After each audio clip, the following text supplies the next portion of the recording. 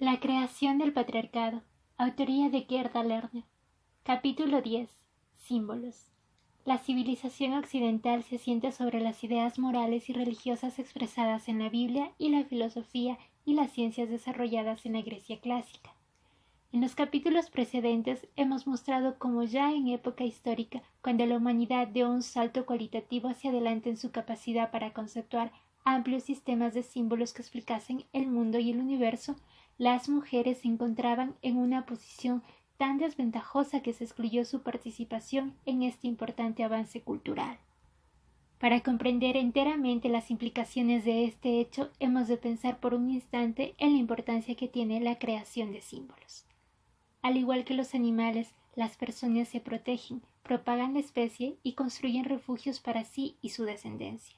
A diferencia de los animales, los seres humanos inventan herramientas, modifican el entorno, reflexionan sobre su mortalidad y crean construcciones mentales para explicar el significado de su existencia y sus relaciones con lo sobrenatural. Cuando fabrica símbolos, crea lenguajes y sistemas simbólicos. El Homo sapiens se convierte en un verdadero humano.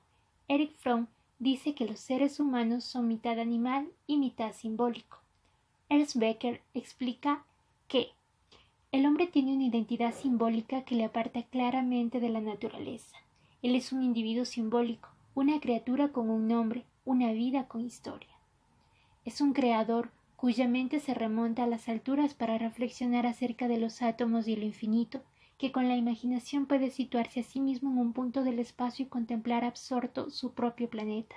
Y al mismo tiempo, el hombre es un gusano y pasto para los gusanos. Su cuerpo es materia, ajena a él en muchas formas, el ser más extraño y repugnante, doliente y sangrante, y algo que acabará por debilitarse y morir. El hombre se encuentra literalmente dividido en dos. Fin de la cita. El hombre, el varón, ha hallado una manera de resolver este dilema existencial al atribuirse a sí mismo el poder de crear símbolos y a la mujer la limitación que supone la vida-muerte naturaleza. Becker comenta que a causa de esta división, el hombre pretende controlar los misteriosos procesos de la naturaleza tal y como se manifiestan en su propio cuerpo. No puede permitir que éste le domine. Fin de la cita. A los seres humanos les preocupa sobre todo la inmortalidad. El deseo de sobrevivir a la propia muerte ha sido la fuerza más importante que ha impelido a los humanos a codificar el pasado y conservarlo. La elaboración de la historia es el proceso por el cual los seres humanos registran, interpretan y reinterpretan el pasado para transmitirlo a las generaciones venideras. Ello solo fue posible después que las personas aprendieran a manejar los símbolos. Este adelanto tuvo lugar en Mesopotamia con la invención de la escritura hace 3500 años antes de Cristo. El desarrollo de un sistema simbólico de anotación numérica precedió a la invención de la escritura. Ambos avances se produjeron en el transcurso del desarrollo de las actividades mercantiles y el comercio. Hemos mostrado que estas actividades estaban centralizadas en los templos y en la corte, y que las élites dirigentes, al establecer la sociedad de clases, se apropiaron del control del sistema de símbolos. La sociedad de clases, en mi opinión, comenzó con la dominación masculina de las mujeres y evolucionó a la dominación de algunos hombres sobre los demás hombres y todas las mujeres. De este modo, el proceso de la formación de clases incorporaba una condición ya existente de dominio masculino sobre las mujeres y marginó a éstas de la formación del sistema de símbolos. A pesar de que, como ya hemos visto, persistiera durante siglos los antiguos sistemas de explicación religiosos y metafóricos en los cuales las mujeres tenían parte de representación y de poder simbólico. Su exclusión de la creación del sistema de símbolos quedó plenamente institucionalizada solo con el desarrollo del monoteísmo. El monoteísmo hebreo concibió un universo creado por una sola fuerza, la voluntad divina. El origen del poder creador era pues un Dios invisible e inefable. Él creó al hombre y a la mujer de una forma significativamente distinta a partir de sustancias diferentes, aunque animara a ambos con su aliento divino. Pactó e hizo un contrato solo con los varones. La circuncisión como símbolo de la alianza expresaba esa realidad. Solo los hombres podían hacer de mediadores entre Dios y los humanos. Ello quedaba simbólicamente expresado en la existencia de un clero formado exclusivamente por hombres en las diversas formas de apartar a las mujeres de los ritos religiosos más importantes y significativos, como por ejemplo excluirlas de la formación del minyan, asientos separados en el templo, apartarlas de la participación activa en el servicio en el templo, etc. Se les negó un acceso igualitario a la enseñanza religiosa y el sacerdocio, y con ello se les denegó la capacidad de interpretar y modificar el sistema de creencias religioso. Hemos visto que con la creación del monoteísmo se separó el poder de procreación del de creación. La bendición divina sobre la simiente del varón que sería plantada en el receptáculo pasivo que era el útero femenino definía de un modo simbólico las relaciones entre géneros en el patriarcado. Y en el relato de la caída la mujer, y más concretamente la sexualidad femenina, se convirtió en el símbolo de la debilidad humana y en el origen del mal. El monoteísmo judío y el cristianismo, creado a partir de aquel, dieron un propósito y un sentido a la vida del hombre al situar cada vida dentro de un plan divino más amplio que se revelaba conductor del hombre desde la caída a la redención de la mortalidad a la inmortalidad, del pecador al Mesías. De este modo encontramos en la Biblia el desarrollo de la primera filosofía de la historia. Se da un sentido a la vida humana al ponerla dentro de un contexto histórico, el cual se define como el cumplimiento de los designios y la voluntad divina. El hombre, dotado de libre albedrío e instruido por las sagradas escrituras que son interpretadas por sacerdotes varones, podría cumplir activamente su destino e influir en el proceso histórico. Los hombres interpretan la palabra de Dios, los hombres llevan a cabo los ritos que simbólicamente unen a la comunidad humana con Dios. El acceso de las mujeres a las intenciones de la voluntad divina y al plan de la historia solo es posible gracias a la mediación de los hombres.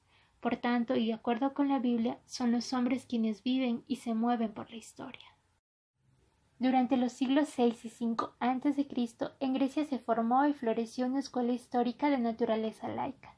Con las obras de Tucídides y Heródoto se desvinculó el registro y la interpretación de la historia del pensamiento religioso, igual que lo hicieran la ciencia y la filosofía. Pero la construcción de la historia era un producto masculino y lo continuaría siendo durante otros 2500 años. Las principales definiciones para los símbolos del género en el Antiguo Testamento habían quedado completadas hacia la época de la caída de Jerusalén y el exilio en Babilonia en el siglo VI a.C. Aunque no podamos tratar con detalle los avances en la Grecia del mismo periodo, es importante que examinemos brevemente el desarrollo del pensamiento y la filosofía griegos, que constituyen el segundo pilar del sistema ideológico de la civilización occidental. Pasaré por alto la ciencia, el tercer sistema de símbolos por orden de importancia y sus raíces en el pensamiento de Grecia y del Próximo Oriente, porque excede los límites de este trabajo y queda más allá de mis capacidades y conocimientos. Pero vale la pena mencionar de pasada que la ciencia se desarrolló de tal manera que no se incluyó a las mujeres en la comunidad de participantes y creadores, aunque hubiera unas cuantas practicantes en el campo de las matemáticas durante la antigüedad. Igual que sucedía en Mesopotamia e Israel, la Grecia de los siglos VIII al V a.C. era una sociedad de clases esclavista y era una sociedad totalmente patriarcal. Aunque existen algunas controversias historiográficas sobre el grado de reclusión doméstica de las mujeres y acerca de las esferas separadas en que vivían hombres y mujeres, la subordinación legal y económica de ellas es un hecho indiscutible. Las atenienses no podían participar en la vida política de la ciudad y legalmente eran toda su vida menores de edad bajo la tutela de un varón. La práctica corriente de que hombres de 30 años se casaran con chicas adolescentes reforzaba la dominación masculina en el matrimonio. Los derechos económicos de las mujeres estaban fuertemente restringidos, aunque las de clase rica quedaban un tanto protegidas cuando se casaban gracias a la previsión de que sus dotes revertirían en su familia de origen en caso de divorcio. La función principal de las esposas era producir herederos varones y supervisar la casa del marido. Muchas niñas eran abandonadas cuando nacían y se las dejaba morir. El padre era siempre quien tomaba la decisión de cuál iba a ser su destino. Se imponía una estricta castidad prematrimonial y matrimonial sobre las mujeres, pero sus maridos podían disfrutar libremente de las gratificaciones sexuales con mujeres de clase inferior, las hetairas y las esclavas, además de hombres jóvenes. La gran excepción al confinamiento doméstico de las mujeres de clase media era su participación en los festivales y cultos religiosos y su asistencia a bodas funerales. La sociedad griega llevó la polis, la ciudad-estado bordeada de granjas independientes y gobernada por magistrados y las leyes, a su forma más elevada. Durante el periodo arcaico, los siglos 7 y 6 a.C., que en Grecia corresponden a la Edad de Hierro, un importante adelanto militar repercutió en la sociedad y con ello en la estructura política. La infantería griega, basada en la figura del hoplita, el soldado con armas pesadas y armadura organizado en falanges cerradas, reemplazó a la caballería como fuerza decisiva en el campo de batalla. El hoplita era un soldado civil salido de entre las filas de agricultores acomodados y la clase media, que se costeaba su propia espada, lanza, yelmo y escudo. Su vida y la victoria militar dependían del trabajo en equipo dentro de la falange, la cual les inculcaba un espíritu de igualdad, responsabilidad y disciplina. Su predominio acabó con la primacía aristócrata del periodo previo y fomentó conceptos democráticos dentro del Estado y el ejército. Como dijo un historiador, la falange fue la escuela que creó la polis griega. Fin de la cita. William McNeill. Y este mismo autor prosigue. El derecho a tener voz en los asuntos públicos, que antes estaba restringido a los nobles, se amplió para incluir a todos los ciudadanos que tuvieran medios para equiparse y ser miembros de las falanges. El voto hoplita siguió siendo un ideal conservador para muchas ciudades griegas durante y después del siglo V a.C. Fin de la cita. Ello significa que nuevamente se definía la ciudadanía de tal manera que de forma accidental y probablemente al principio inintencionada se excluía a las mujeres. Si la democracia tenía que estar basada en el concepto de soldado ciudadano, entonces esa exclusión parecía inevitable y lógica a la vez. Sin embargo, la sociedad espartana, influida igualmente por el desarrollo de la falange hoplita, siguió la vía de suprimir todas las señales de desigualdad y diferenciación y convirtió su ciudad en un estado militar de iguales. La legislación espartana codificada bajo Licurgo durante el siglo VII permaneció sin cambios toda la historia de Esparta. El concepto de que criar niños era un servicio tan importante para el Estado como el prestado por un guerrero quedaba expresado en una ley, por la cual solo se permitía inscribir en la tumba el nombre del fallecido si era un hombre muerto en batalla o una mujer que había muerto al dar a luz. Las espartanas se dedicaban a practicar gimnasia, a la administración de la casa y al cuidado de los niños, mientras que las tareas domésticas y la ropa se dejaban a las mujeres que no eran espartanas. Se dejaba vivir a todas las niñas recién nacidas, pero se practicaba el infanticidio con los varones débiles y enfermizos. En Esparta el adulterio se proscribía tan estrictamente como en las sociedades ateniense, y la sociedad espartana, que ponía un fuerte énfasis en la necesidad de tener guerreros sanos, se mostraba relativamente indiferente ante si un niño era legítimo o no. A causa del intenso contraste entre las cuestiones de regulación sexual y política, a los griegos de otras ciudades les parecía que la sociedad espartana representaba una opción clara en otro sentido, relativa igualdad y estatus elevado de las mujeres combinado con la oligarquía y ausencia de libertades frente a la estricta regulación de las mujeres en la democracia. Esta elección está reflejada en el pensamiento político de Platón y Aristóteles.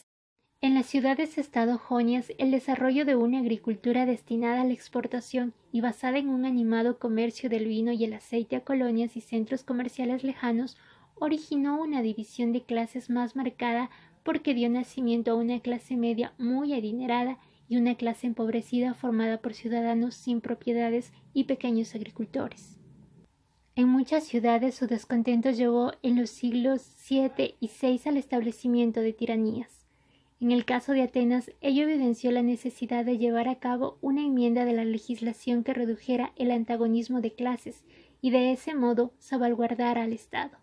Las leyes de Dracón y más tarde las de Solón de Atenas, 640 a 635 años de Cristo a 560 a una fecha desconocida antes de Cristo, sentaron los cimientos de la democracia en la época clásica.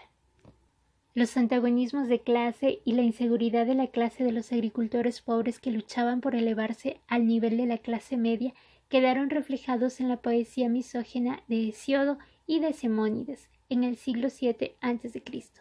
Hesíodo expresaba en su obra Los trabajos y los días el individualismo de un hombre pobre que ya no confía en la protección de su clan o su tribu y que espera aumentar sus riquezas mediante el trabajo duro y una administración prudente.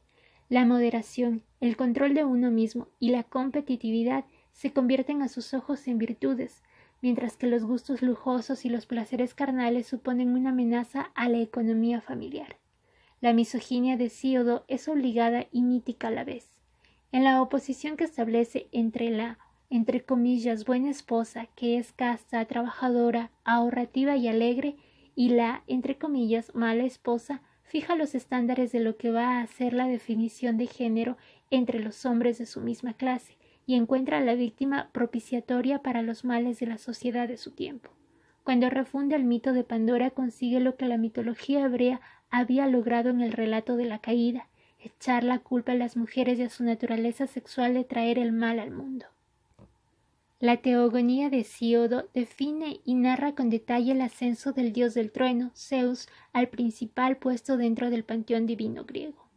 Sin duda alguna, Hesíodo no inventó este mito de transformación que se asemeja bastante a los mitos mesopotámicos que hemos contado, en los que los dioses masculinos quitan el poder a las fuerzas del caos identificadas con las diosas de la fertilidad. La teogonía de Hesíodo refleja un cambio en los conceptos religiosos y del género que ya había tenido lugar en la sociedad griega, tal y como él lo describe. El conflicto entre los dioses está expresado en términos de masculino o femenino y de tensión generacional. En el periodo mítico más antiguo, el dios del cielo, Urano, quien intenta evitar que un hijo suyo le arrebate el poder, impide que nazcan los hijos que ha concebido con Gaia, la diosa de la tierra. Pero Gaia y su hijo Cronos castran a Urano y le derrocan. Ahora Cronos teme a su vez ser depuesto por los hijos que lleva su esposa Rea, así que los devora. Pero Rea esconde a su hijo Zeus en una cueva protegida por la diosa Tierra. Cuando Zeus se hace adulto, lucha y vence a su padre y sube al poder. Para evitar que le destronen a él también, devora a su esposa Metis para que no tenga más adelante un hijo, y con este acto asimila en sí mismo el poder de procreación de ella. De esta manera el mismo Zeus puede dar a luz a Atenea, que nace adulta en su cabeza. Ella pasa a simbolizar las fuerzas de la justicia y del orden.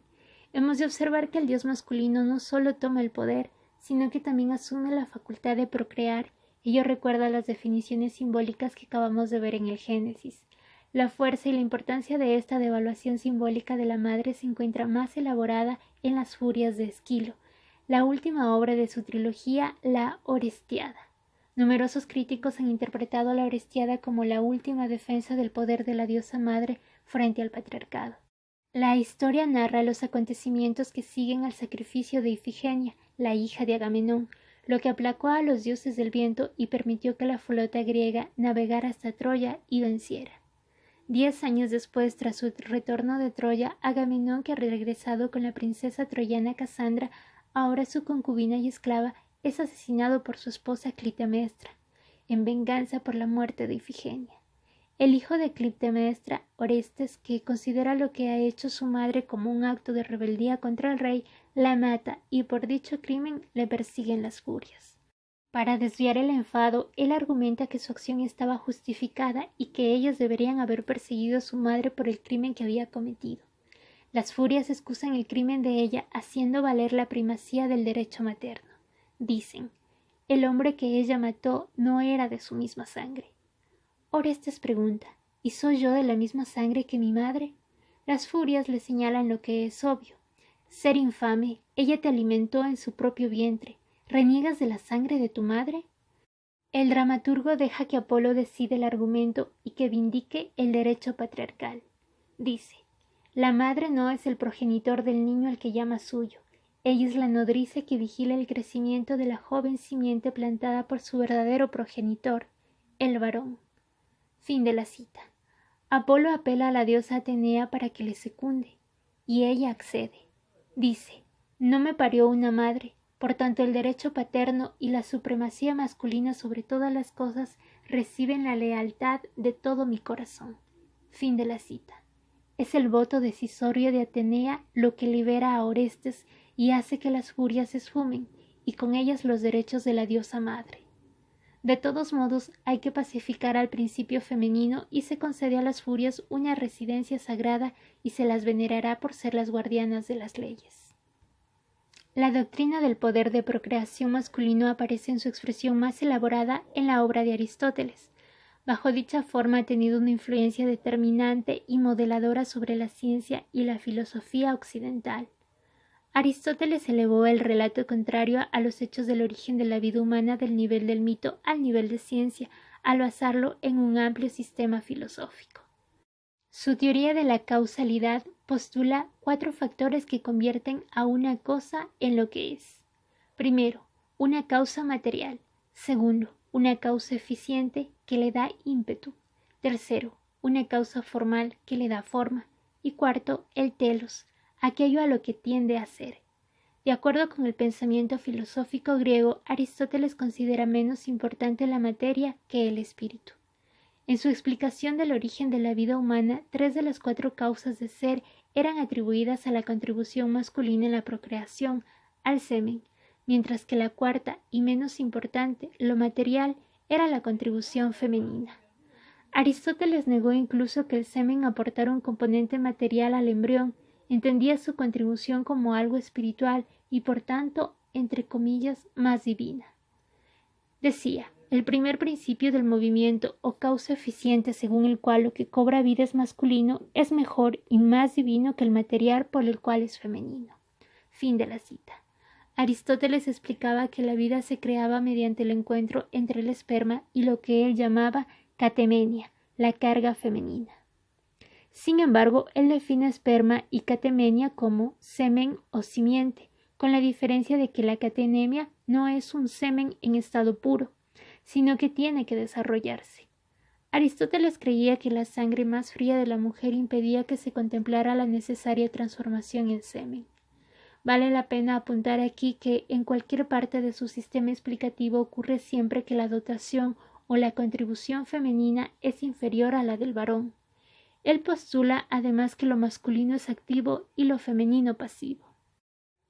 Dice, si entonces el hombre representa lo efectivo y lo activo y la mujer, vista como tal lo pasivo, se sigue que en lo que la mujer contribuiría al semen del hombre no sería semen, sino materia para que el semen se excitase. Esto es justamente de lo que se trata, pues la catamenia tiene en su naturaleza una afinidad con la materia primitiva. Fin de la cita. Aristóteles se extendió sobre la diferencia tan fundamental e importante entre el activo sexo masculino y el pasivo sexo femenino. Sin aportar excesivas pruebas de su aseveración, él explicaba que si es el hombre quien tiene el poder de crear el alma sensitiva, es imposible que la mujer genere un animal a partir de sí. Fin de la cita.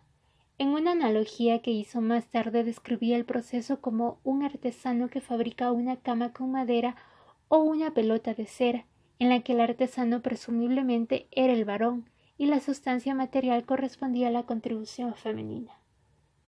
La historiadora Maren Klein Horowitz, que ha escrito una aguda crítica feminista a la obra de Aristóteles, comenta que según este, la citamos, la mujer acepta pasivamente su cometido, labora con su cuerpo para cumplir los designios y el plan de otro, el producto de su labor no es suyo.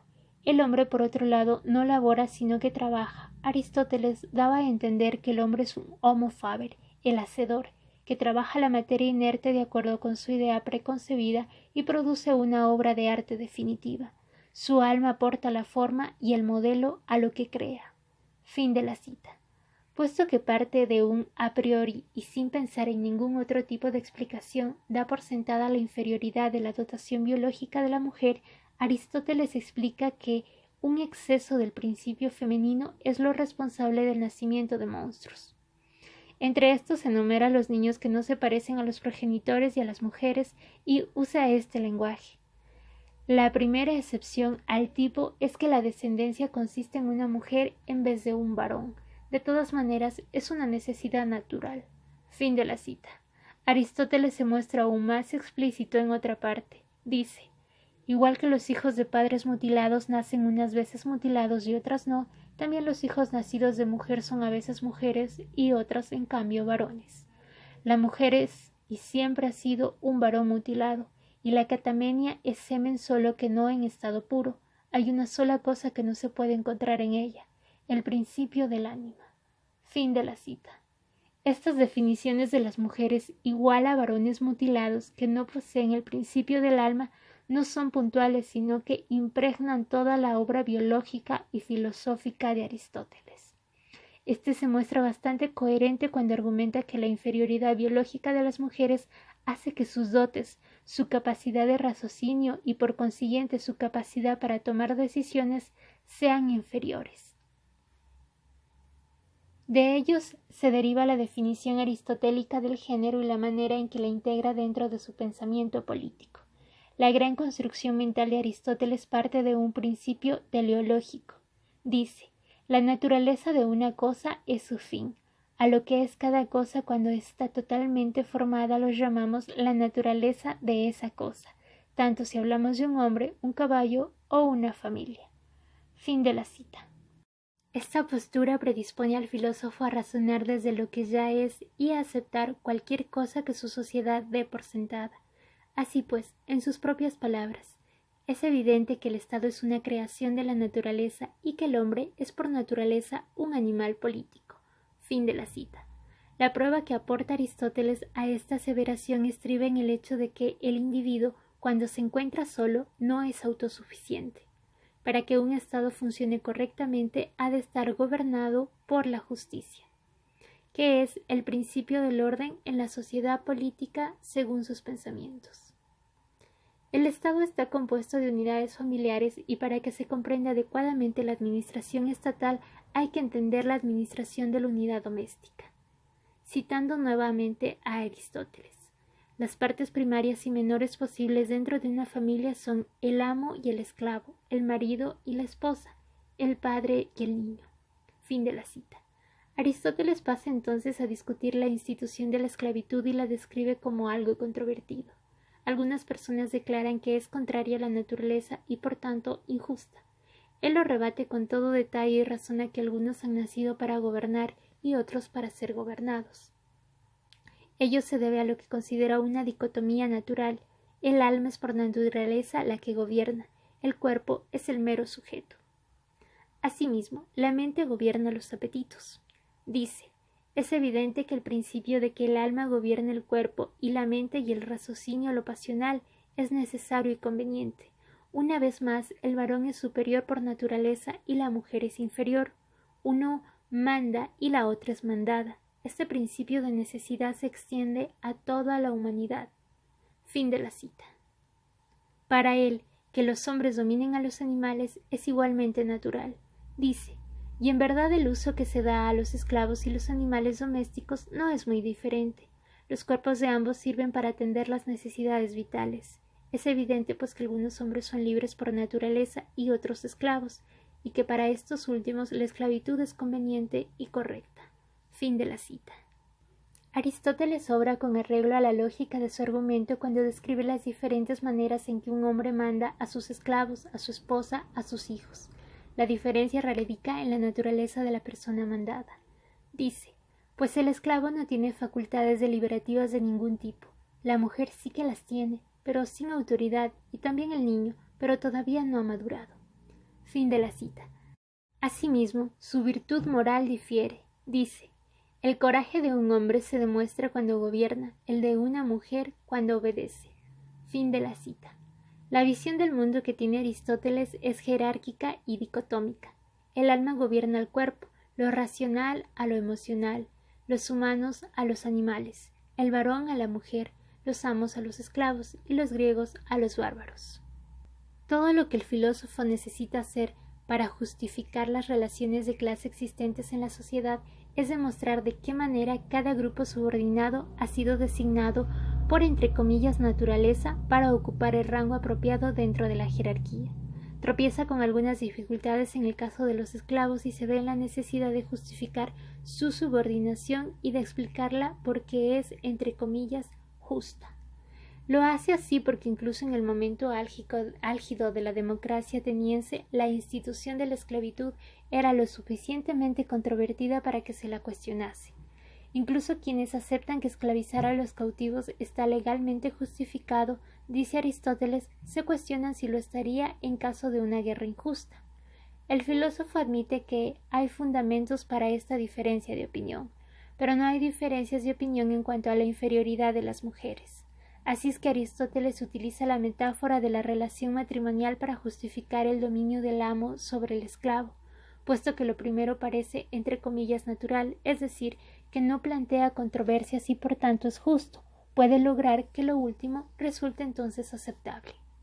La sociedad humana se divide en dos sexos, el varón, racional, fuerte, que tiene la capacidad de procrear con un alma y apto para gobernar, y la mujer, pasional e incapaz de controlar sus apetitos, débil, que solo aporta la materia en el proceso de procreación, sin alma y destinada a ser gobernada. Y puesto que así son las cosas, la dominación de unos hombres sobre otros queda justificada si se les atribuye a los últimos las mismas cualidades que a la mujer. Y eso es justamente lo que hace Aristóteles. Los esclavos, según sus palabras, atienden con sus cuerpos las necesidades vitales, igual que las mujeres. Los esclavos participan del principio racional lo suficiente para comprenderlo, pero no lo poseen, igual que las mujeres. De este modo Aristóteles justifica de una forma lógica y a partir de las definiciones que da de género la dominación de clases. El hecho de que la dominación sexual preceda a la dominación de clases y se encuentra en la base de ésta queda explícito e implícito en la filosofía aristotélica. Es implícito en la elección que hace de las metáforas explicativas, en la que da por sentado que su público entenderá la, entre comillas, naturalidad de la dominación masculina sobre las mujeres y tendrá en cuenta la esclavitud solo si él prueba su analogía. Es explícito en la forma en que plantea las dicotomías y cuando concede un mayor valor a lo que hacen los hombres, política, filosofía, discurso racional, que a lo que hacen las mujeres, atender las necesidades vitales. Y es del todo explícito en la forma en que elabora las descripciones y las obligaciones de cada género dentro de su discurso político. Su gran e innovadora idea de que el hombre es un animal político por naturaleza va inmediatamente seguida de la explicación de que el Estado está formado por unidades domésticas individuales y que la administración de cada una es análoga y sirve de modelo a la gestión del sistema político. Lo que él está describiendo en este punto es exactamente el mismo desarrollo que hemos estado siguiendo desde sus inicios en Mesopotamia. La familia patriarcal es la forma en que se constituye el Estado arcaico. La familia patriarcal es la célula de la que nace el amplísimo sistema de dominación patriarcal. La dominación sexual subyace a la dominación de clases y de razas. El vasto y osado sistema explicativo de Aristóteles, que abarcaba y superaba casi todos los conocimientos que se tenían en su sociedad, incorporó el concepto patriarcal de género de la inferioridad de la mujer de tal manera que resultaba imposible discutirlo y, a decir verdad, quedaba oculto. Las definiciones de clase, de propiedad privada y de explicación científica podían y fueron debatidas durante siglos a partir del pensamiento aristotélico. La supremacía y la dominación masculinas son un fundamento básico del pensamiento del filósofo y por tanto se las eleva a la categoría de leyes naturales. Fue todo un logro si tenemos presente la interpretación contraria de la valía y el potencial femeninos expresados en la República y las leyes de Platón. En el libro quinto de la República, Platón, en voz de Sócrates, pone por escrito las condiciones para formar a los guardianes, su grupo elitista de líderes. Sócrates propone que las mujeres deberían tener las mismas oportunidades para pertenecer a los guardianes que los hombres. En apoyo de esto presenta un sólido argumento en contra del uso de las diferencias de sexo como base para la discriminación. Dice: si la diferencia entre hombres y mujeres tan solo consiste en que las mujeres llevan los niños y los hombres los engendran, no sirve para probar que una mujer difiera de un hombre en cuanto al tipo de educación que ha de recibir, y por consiguiente seguiremos manteniendo que nuestros guardianes y sus esposas deben tener los mismos objetivos. Fin de la cita. Sócrates propone que se eduque igual a niños que a niñas, lo que libera a las guardianas del trabajo en la casa y del cuidado de las criaturas. Pero esta igualdad de oportunidades para las mujeres tiene un propósito: la destrucción de la familia. El objetivo de Platón es abolir la propiedad privada, la familia privada y con ella los intereses personales dentro de su grupo de líderes, pues ve claramente que la sociedad privada engendra el antagonismo de clases y la desarmonía. Por consiguiente, En sus palabras, hombres y mujeres han de tener un estilo de vida común, educación en común, niños en común y han de vigilar a los ciudadanos conjuntamente. Fin de la cita. En sus escritos filosóficos, Aristóteles aceptaba la dualidad cuerpo versus alma de Platón, así como su concepto de una desigualdad natural entre los seres humanos y la justicia de que el más fuerte gobierne al más débil. Pero no le influyeron lo más mínimo las ideas de Platón, o sea, de Sócrates, sobre las mujeres. Si hubiera conocido las ideas que tenía Platón sobre el tema y las hubiera refutado, su dictamen sobre las mujeres habría tenido una menor fuerza prescriptiva. Sin embargo, en cierto sentido es bastante justificado que pase por alto las ideas de Platón, ya que sobre lo que Aristóteles escribía era el estado y las relaciones de clase y de género que realmente existían. Platón visionaba la igualdad de las mujeres tan solo en términos de un estado utópico, una benevolente dictadura de los guardianes. Entre una élite cuidadosamente seleccionada y educada, algunas mujeres podrían ser iguales. En la polis democrática basada en la esclavitud acerca de la cual escribía Aristóteles, la definición de ciudadano tenía que excluir a todos aquellos considerados inferiores, esclavos y mujeres. De este modo, la ciencia política de Aristóteles institucionaliza y racionaliza como principio de la democracia la exclusión femenina de la ciudadanía política. Es esta herencia, y no el pensamiento utópico de Platón, lo que durante siglos ha utilizado la civilización occidental en su ciencia, su filosofía y su doctrina de los géneros. Para cuando los hombres comenzaron a ordenar simbólicamente el universo y las relaciones entre los humanos y Dios dentro de grandes sistemas explicativos, la subordinación femenina estaba tan completamente aceptada que tanto a hombres como a mujeres les parecía algo, entre comillas, natural. A consecuencia de este desarrollo histórico, las principales metáforas y símbolos de la civilización occidental incorporarían el presupuesto de la subordinación femenina y de su inferioridad. Con las figuras de la Eva caída de la Biblia y la de mujer, un varón mutilado de Aristóteles, presenciamos el surgimiento de dos construcciones simbólicas que sostienen y dan por sentada la existencia de dos clases de seres humanos, el varón y la mujer, con una esencia, una función y un potencial diferentes. Esta construcción metafórica, que la mujer es inferior y no del todo completa, se introduce en cualquier gran sistema explicativo hasta cobrar el vigor y la fuerza de una verdad. Bajo el presupuesto no verificado de que este estereotipo representaba la realidad, las instituciones denegaron a las mujeres la igualdad de derechos y el acceso a privilegios. Quedó justificada la privación de la educación, y dada la santidad de la tradición y de la dominación patriarcal durante milenios, pareció algo justo y natural. Para la sociedad organizada patriarcalmente, esta construcción simbólica fue el ingrediente básico en el orden y la estructura de la civilización. Es difícil estimar la importancia que este desarrollo tuvo para las mujeres. Trataremos algunas de sus consecuencias en el segundo volumen, cuando exploremos y discutamos cómo la asunción oculta en las filosofías de la civilización occidental de la inferioridad femenina y la dominación masculina impidió a las mujeres comprender su situación y a ponerle remedio.